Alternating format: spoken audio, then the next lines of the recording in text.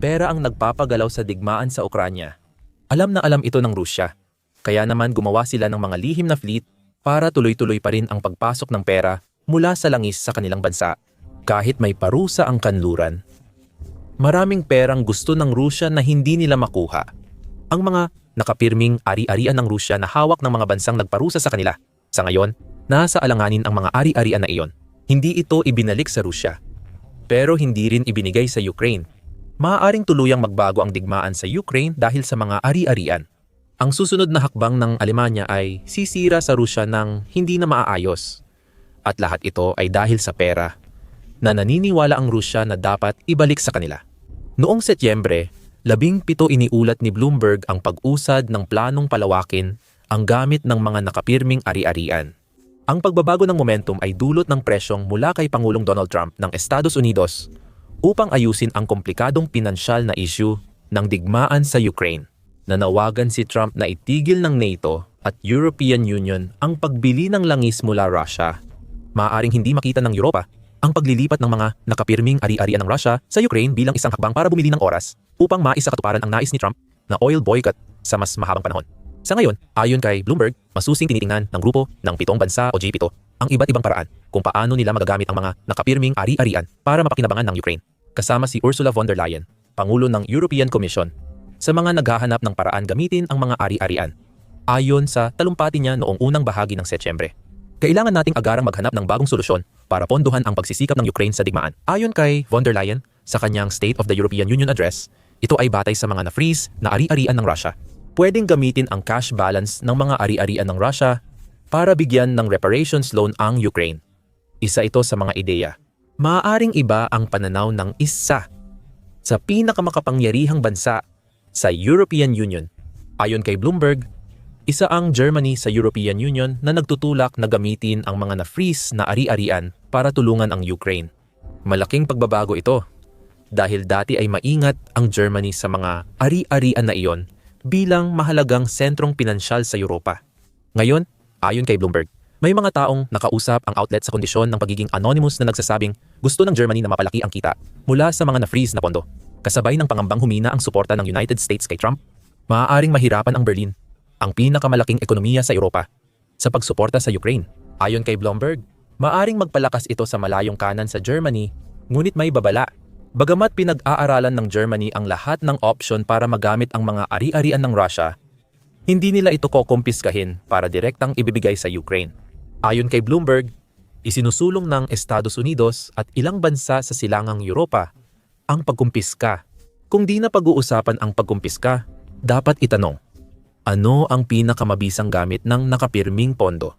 Ayon sa Politico, noong Setyembre 12, may ilang ideyang umiikot na raw. Isa sa mga ideyang iyon ay mula sa European Commission na nagsasabing isang posibleng opsyon ay palitan ang mga nakapirming ari-arian na hawak ngayon ng European Union ng mga bond na sinusuportahan ng European Union. Ang mga bond na iyon ay parang IOU para sa Rusya.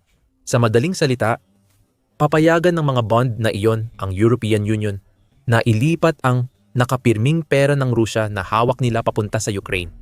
Tutulong ito sa bansa na magkaroon ng cash flow para makabili ng sandata mula kanluran at mapaunlad ang sariling industriya ng armas. Ang bonds ay garantiya ng European Union sa Rusya na maibabalik din ang pera sa kanila. Mangyayari lang ito kung tatapusin ni Putin ang digmaan. Isusuko ang pagtatangka laban sa soberanya ng Ukraine at ibabalik ang Rusya sa mas katamtamang posisyon. Sabi ng Politico, ang panukala ay nakakuha ng maingat na sigla sa likod ng mga eksena sa European Union. Ayon sa outlet, lumalapit ang ideya dahil posibleng magkulang ng 8 bilyong euro ang badyet ng Ukraine sa 2026, katumbas ito ng dolyar. 86 bilyon na kakulangan na pwedeng maiwasan kung palalayain ng European Union ang ilang nakapirming ari-arian ng Russia. Ngayon, hawak ng Euroclear, isang tagapagbigay ng infrastrukturang pinansyal, ang mga ari-arian.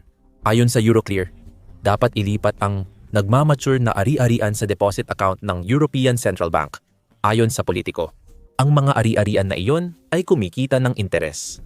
Ginagamit ng European Union ang interes para bayaran ang 53 bilyong utang ng Ukraine. Ang problema ay malapit ng tuluyang mabayaran ang utang na ito na nangangahulugang kailangang magdesisyon ang G7 na siyang nagbigay ng utang kung ano ang susunod na gagawin. Isa sa mga opsyon ang gumawa ng katulad na loan vehicle. Gayunpaman, ayon sa politiko, nauubusan na ng pera ang Ukraine. Iminungkahi ng komisyon na gamitin ang cash deposit sa European Central Bank para pondohan ang reparations loan na tutulong sa pagbangon ng bansang winasak ng digmaan. Heto ang mahalaga. Babayaran lang ng Ukraine ang utang na ito kapag nagbayad na ng reparations ang Russia para sa pinsalang ginawa. Matalinong taktika ito ng European Union sa G7. Noong Pebrero, tinatayang dolyar. 524 bilyon ang gastos sa muling pagtatayo ng Ukraine at posibleng tumaas pa ito. Kung magbabayad ng reparasyon ang Russia, ibig sabihin ay tutugunan nila ang utang na magbibigay daan sa Ukraine na magamit ang mas maraming nakapirming ari-arian ng Russia. Matindi ito para kay Putin. Tatalakayin natin ang opinyon ng Russia tungkol sa debat sa mga nakapirming ari-arian mamaya sa video. Isa lang ito sa mga ideya na hindi pa aprobado at kasalukuyang pinag-iisipan kasama ng iba pang mungkahi. Habang pinag-iisipan ng European Union kung ano ang gagawin sa bilyon-bilyong dolyar ng Russia na kanilang na-freeze, gaya ng madalas sa European Union, mas marami pang pag-uusap ang kailangang mangyari bago gumawa ng anumang aksyon. Sabi ni Bloomberg iyon, malamang na mapag-uusapan ang paksa kung ano ang gagawin sa mga asset sa isang pagpupulong ng mga ministro ng pananalapi ng European Union sa Copenhagen na nakatakdang ganapin sa Setyembre at Oktubre. Ayon sa mga hindi pinangalanang opisyal kay Bloomberg, pinakamainam na magkaroon ng kasunduang ideya bago ang Oktubre 23. Bumabalik tayo ngayon sa Alemanya. Lumitaw ito bilang malinaw na tagapagtaguyod ng pagbuo ng bagong paraan para magamit ang mga nakapirming asset ng Russia. Sabi ng Pravda, may sariling interes din dito. Nagbago ang posisyon ng Berlin dahil sa takot na kung humina ang suporta ng United States kay Trump, lalong mapapasan ng ekonomiya ng Alemanya ang pagtulong sa Ukraine, pinakamalaki sa Europa. Posibleng magtaas ng suporta sa malalayong kanang partido sa Alemanya ayon sa ulat. Habang maaaring nakakabahala para sa ilan ang pagbabagong politikal, mas labis na ikinababahala ng Alemanya ang posibilidad na kailangan nilang magpadala ng mas marami pang tulong militar sa Ukraine mula sa sarili nilang pondo. Hindi ibig sabihin nito na hindi na naging mapagbigay ang Alemanya. Batay sa ulat, dolyar. 8.75 bilyon na ang kabuuang tulong ng bansa hanggang unang bahagi ng Setyembre 2025. Sa dolyar, 8.75 bilyon, mahigit 30 bilyon ay tulong militar at ang natitiray makataong at iba pang di-militar na donasyon. Dahil sa mga donasyon, pumapangalawa ang Alemanya sa Estados Unidos. Ang hamon na kinakaharap ng Alemanya ay kapag umatras ang Estados Unidos sa pagbibigay ng pinansyal na suporta, mawawalan sila ng isang donor. Ayon sa Ukraine War Financial Aid Tracker ng Kiel Institute, nagbigay na ang Estados Unidos ng humigit kumulang dolyar, 135 bilyon sa Ukraine. Kailangang punan ang kakulangan sa pondo kung ihinto ng Estados Unidos ang tulong. Ngunit ayaw ng Alemanya na sila ang magbayad ng karamihan sa gastos. Dahil itinutulak na ng Alemanya ang mas epektibong paggamit ng na-freeze na assets matapos ang pag-aatubili, dapat tanungin, gaano kalaki ang impluwensya ng Alemanya dito? Pagdating sa mga ari-arian ng Russia na hawak, ang Alemanya bilang isang bansa ay may hawak lamang ng maliit na bahagi ng kabuang na freeze na assets. Noong Mayo 2024, iniulat ng Reuters na may 42 bilyon halaga ng ari-arian ng Russia ang Alemanya. Kasama rito ang mga ari-arian ng kumpanya at individual na pinatawan ng parusa ng kanluran. Malaki man ang halagang ito, mas mababa pa rin ito sa 2% ng mahigit 300 bilyong nakapirming ari-arian ng Russia sa buong mundo. Pero heto ang problema.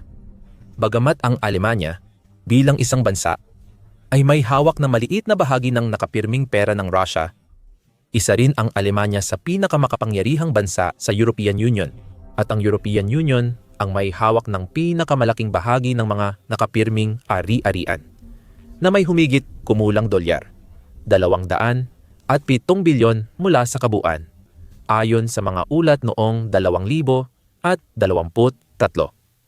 Ang United States ay may hawak na 67 bilyon ayon sa Reuters noong 2023, habang ang United Kingdom, Japan, Canada at Australia ay may hawak din ng ilang bilyong dolyar. Mahalaga ang bahagi ng European Union sa mga ari-arian dahil ito ang pinakamalaki at kayang kontrolin ng Alemanya. Bukod pa sa mga ari-ariang hawak ng bansa. Kung matupad ang gusto ng Alemanya na magamit ang nakapirming ari-arian para makinabang ang Ukraine, maaaring gamitin ng bansa ang mahalagang papel nito sa European Union bilang panangga para mapalaya ang mas malaking bahagi ng dolyar. 207 bilyon ng samahan. Kaya nila iyon. Malakas ang Alemanya sa European Union sa maraming aspeto. Isa ito sa mga nagtatag ng European Coal and Steel Community na naging European Union ngayon. Ang Alemanya ang pinakamalaking populasyon at ekonomiya sa European Union. 76 na politiko mula sa Alemanya ang kasalukuyang nakaupo sa European Parliament na bumubuo ng mahigit 10% ng maximum na 700 at 20 upuan na pinapayagan ng kasalukuyang parlamento. Pinakamalaking netong nag-aambag sa pondo ng European Union ang Alemanya. Dagdag pa, si Ursula von der Leyen, Pangulo ng European Commission na nabanggit, ay Aleman. Malaking impluensya iyon na maaaring gamitin ng Alemanya para makuha ang gusto nito kung magpapasya itong igiit sa European Union na gamitin ang 200 bilyon dolyar na hawak nito mula sa mga nakapirming ari-arian ng Russia. Kahit na ito ay bahagi lang ng isang bagong mekanismo na teknikal na hindi basta-basta ibinibigay ang mga ari-ariang iyon sa Ukraine. Maaaring sumunod ang United States at Canada kung mauuna ang European Union para mas mapakinabangan ang nakapirming ari-arian. Ayon sa Atlantic Council noong Abril, nagpatupad ang United States at Canada ng batas na nagpapahintulot sa gobyerno na direktang kumpiskahin ang mga nakapirming ari-arian. Ayon sa ilang ulat, may nagsusulong sa United States na ibigay lahat ng pera sa Ukraine. Sa liham noong Marso 21, ilang United States Senador, kabilang si Marco Rubio, ay nanawagan kay United States Secretary of State na ibigay ang pondo sa Ukraine. Ang punto rito ay maaaring handang kumilos ang United States kung kikilos din ang European Union. Maaaring gamitin ng Alemanya ang puntong iyon, kasama ng sarili nitong malaking impluensya sa loob ng European Union upang makuha ang gusto nito. Ang pagpapasya kung ibibigay ang higit dolyar. 200 bilyong nakapirming assets sa Ukraine ay kolektibong desisyon. Sa puntong ito, baka tanong mo, kung asset ng Russia ang mga ito, bakit hindi diretsong ibigay sa Ukraine? Mukhang hindi na iniinda ng Germany at iba pang European Union countries kung magalit ang bansang agresibo sa kanila, hindi ba? Bakit hindi pa ginagamit ang mga asset na ito? Sa isang banda, nagagamit na rin sila. Nabanggit namin kanina na may programa na ang G7 na nagpapahintulot dito na magbigay ng pera sa Ukraine sa pamamagitan ng pautang na nakasentro sa mga asset ng Russia. Napagkasunduan ang pautang na iyon noong Hunyo 2024. At dito, ang grupo ng G7 ng mga bansa ay magbabayad ng humigit kumulang 3 bilyong euro bawat taon sa Ukraine. Iyan ang taunang interes mula sa mga nakapirming asset ng Russia. Ayos lang. Pero gaya ng nabanggit namin kanina, nahaharap ang Ukraine sa malaking kakulangan sa budget pagsapit ng 2026 at ang 3 bilyong euro, gaano man ito kapakinabang, ay hindi sapat para matakpan ang kakulangan na iyon. May mga mungkahi sa loob ng European Union na ilipat ang mga hawak nilang asset sa mas mapanganib na mga pamumuhunan na maaaring magbigay ng mas mataas na kita. Siyempre, kasabay ng mas malaking panganib ay ang posibilidad ng pagkalugi. Mawawala ang karamihan sa asset, magagalit ang Russia, at liliit ang kikitain kung ililipat ito sa mas ligtas na pamumuhunan. Ano man ang mangyari, ang punto ay ginagamit pa rin ng G7 ang mga na-freeze na asset nang hindi talaga ginagastos ang pera. Pagmamay-ari pa rin yon ng Russia. At dito papasok kung bakit hindi basta-basta ibinigay ang mga asset na ito sa Ukraine. May malakas na moral na dahilan na direktang ibigay sa Ukraine ang na-freeze na asset ng Russia. Lalo na kung titingnan ang laki at halaga ng pinsalang dulot ng pag-atake ni Putin sa bansa. Tiyak na magagamit ng Ukraine ang pera, lalo na sa lokal na industriya ng depensa, na mapapabilis pa kung madadagdagan ng 30 bilyon ang pondo. Ayon sa Cable News Network noong Marso, may 2 pangunahing hadlang sa direktang pagbibigay ng mga nakapirming asset sa Ukraine.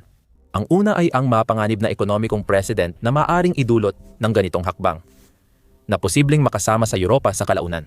Kung magtakda ang European Union ng pamantayan sa pagsamsam ng asset ng mga bansang hindi nila kasundo, magdudulot ito ng pag-aalinlangan sa mga dayuhang mamumuhunan na gustong mag-ipon ng euro, tulad ng China. Ayon sa Cable News Network, alam ng China na maaaring patawan ito ng European Union ng parusa kung susugurin nito ang Taiwan, na inaasahang pinagpaplanuhan sa mga darating na taon. Kung gagawin din ng European Union ang pagpapatigil ng ari-arian ng China sa Taiwan, malaki ang posibilidad na agad na ilalabas ng China ang anumang pera na na-invest na nito sa kontinente at tatanggi na itong mag-invest pa sa hinaharap. Ayaw ng Europa na mawala ang estado ng euro bilang reserbang pera. Dapat malampasan ang hadlang sa ekonomiya para maipadala sa Ukraine ang mga nakapirming ari-arian ng Rusya. Kailangan magpasya ang European Union nang sama-sama kung handa nitong tanggapin ang ekonomikong epekto ng aksyong iyon. Kahit alisin ang epekto sa ekonomiya, hindi pa rin nagbabago na ang mga nakapirming ari-arian ay pagmamay-ari pa rin ng Rusya. Hindi nababago ng kumpiskasyon ng mga ari-arian ang katotohanan iyon. Ibig sabihin, may legal na hadlang na kailangang lampasan bago maipasa ang mga ari-arian sa Ukraine. Sabi ng Cable News Network, mahalaga sa international na batas ang imyunidad ng ari-arian ng isang estado sa ibang bansa laban sa pagkumpiska. Sabi ng The Spectator, tiyak na lalabanan ng Russia ang pagkumpiska sa international na korte. Ibig sabihin, dapat maghanda ng depensa ang European Union, United States, Germany at iba pa na magpapasyang kumpiskahin ito. Kahit may sapat na depensa, malamang na mananatiling freeze ang mga asset ng Russia habang dinidinig ang kaso. Hindi mapipigilan si Putin na patagalin ang kaso ng ilang taon. Kaya nawawalan ng saysay ang desisyon na kumpiskahin. Mayroon lamang dalawang paraan para lampasan ang pangalawang hadlang na ito. Alinman sa bawat may-ari ng nakapirming ari-arian ng mga Ruso ay kailangang magpasya na labagin ang international na batas o ang batas mismo ay kailangang baguhin. Marahil upang payagan ang pagkumpiska ng ari-arian sa matitinding sitwasyon. Hindi ito kasing dali ng pagbibigay ng pera ng mga Ruso sa Ukraine. Kaya sabik ang Alemanya maghanap ng alternatibo tulad ng IOU na mekanismo na nabanggit natin kanina. Magbibigay iyon ng paraan para matiyak na makakakuha ang Ukraine ng higit pa sa 3 bilyon kada taon mula sa mga ari-arian ng Russia, habang teknikal na sinisiguro na hindi basta-basta ibinibigay ang mga ari-arian na iyon. May opinion din ang Russia tungkol dito. Noong Pebrero, nang nagsisimula pa lang ang mga negosasyon para sa tigil putukan at pinag-uusapan kung ano ang maaaring ipagkaloob ng Ukraine at Russia sa isa't isa. Ayon sa Reuters, maaaring payagan ng Russia ang pagsuko ng mga nakapirming ari-arian. Gagawin lang iyon kung gagastusin ang pera sa mga lugar na sinasakop ng Russia. Kilala rin na ang pagbibigay ng Ukraine ng teritoryo sa Russia ay bahagi ng kasunduang pangkapayapaan na gusto ni Putin. Hindi Russia ang magbibigay ng 300 bilyon sa Ukraine, kundi aangkinin ito ng Russia para muling itayo ang bahagi ng Ukraine na sinira at kontrolado nila. Hindi umusad ang ideyang iyon, na hindi naman nakakagulat. Mas palaban na ang Russia matapos malaman na naghahanap ang Germany ng paraan para mapakinabangan ng Ukraine ang na-freeze na assets. Iniulat ng The Times of India noong Setyembre 15 na nagbabala ang Russia sa Europa laban sa anumang pagtatangkang kunin ang mga asset nito para sa Ukraine, na kailangan nating ipagpalagay ay nangangahulugan na hindi ito masaya tungkol sa konsepto ng IOU na kasalukuyang umiikot sa European Union. Ang tagapagsalita ng Kremlin na si Dmitry Medvedev ay nagsimula ng magbanta matapos marinig ang tungkol sa konsepto ng reparation loan na nagsasabing kung mangyari ito, hahabulin ng Russia ang mga estado ng European Union, pati na rin ang mga European na degenerado mula sa Brussels at mga individual na bansa sa European Union. And saying, sino ang nagtangkang kunin ang aming ari-arian hanggang dulo ng siglo? Ang paghahabol ay mangangahulugang dumaan sa lahat ng korte para mabawi ang pera. Para sa Russia, ang ganitong hakbang ay pagnanakaw. At tama sila sa legal na batayan, lalo na kung ibibigay agad ang asset sa Ukraine. Sa iminungkahing pautang, posibleng iba ang kalagayan. At tila hindi ito pananaw ng Russia. Kung mapapatunayan ng Germany at European Union na ang reparations loan ay hindi direktang pagsamsam, maaaring pumabor ito sa Ukraine. Ngayon, maghihintay at magmamasid lang ang Ukraine na ipahayag na ang ganitong uri ng pautang. Pangunahing tatalakayin ito ng mga finance minister ng European Union sa Setyembre at Oktubre. At ang Alemanya na siyang pangunahing makapangyarihan sa European Union ay nagsasabing gusto nitong makahanap ng paraan para mas magamit ng mabuti ang mga nakapirming ari-arian kaysa sa kasalukuyan. Nasa bingit na ng pagkasira ang Rusya, ngunit lalaban ito ng todo upang pigilan yon. Ano man ang gawin ng Alemanya, Jepito, at iba pang may hawak ng mga ari-arian. Pero mukhang hindi iniisip ni Putin ngayon ang kapalaran ng mga nakapirming ari-arian. Hinihiling ng Poland sa NATO na isara ang himpapawid ng Ukraine laban sa Rusya na tumutulig sa kay Putin. Alamin pa ang iba pang detalye. Pati na kung ano ang ibig sabihin ng hakbang na ito sa aming video. Kung nagustuhan mo ang video, mag-subscribe sa The Military Show para sa updates sa mga nakapirming assets ng Rusya. Salamat sa panonood.